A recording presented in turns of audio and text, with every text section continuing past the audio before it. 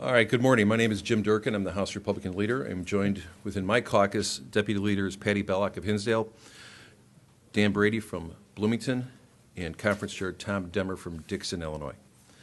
We are 10 days out before the close of the fiscal year. I cannot overstate that there is no time like the present. 1 week ago, a group of lawmakers standing before you put forth a compromise budget plan with reforms that puts us on a clear path to finishing our job. Remember, we are in overtime. A simple majority is no longer in effect in the House of Representatives.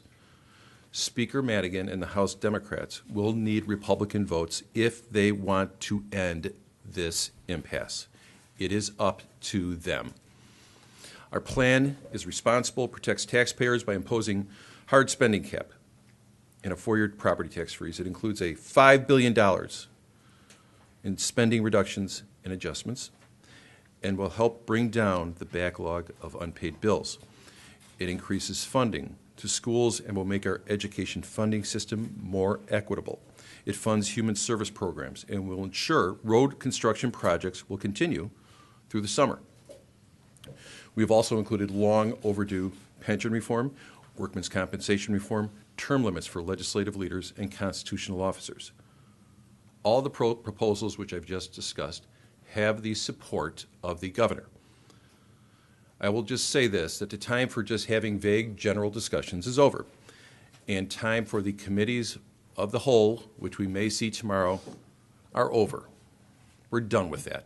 We've heard this time and time again over the past 2 years.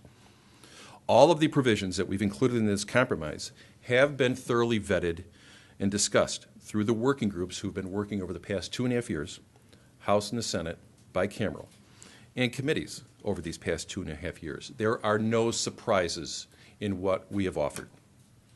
So I'm now going to turn this over to Senator Bill Brady for his comments.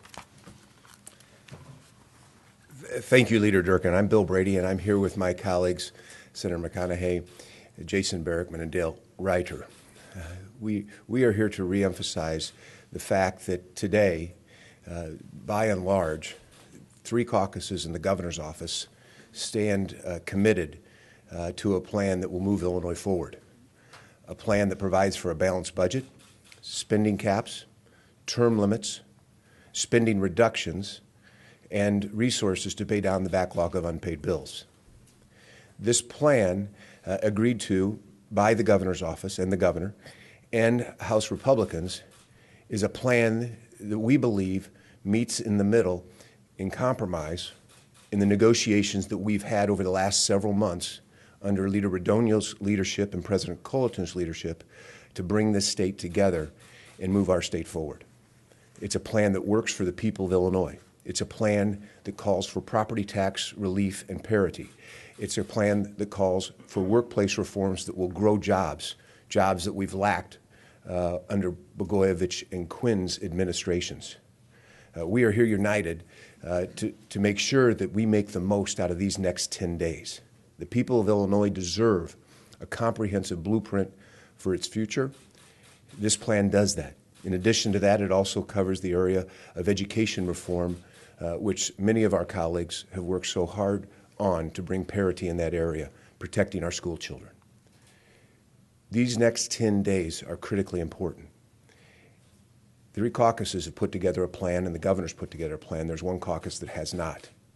It's important that the House Democrats come to the table to meet a compromise that moves forward for the people of Illinois.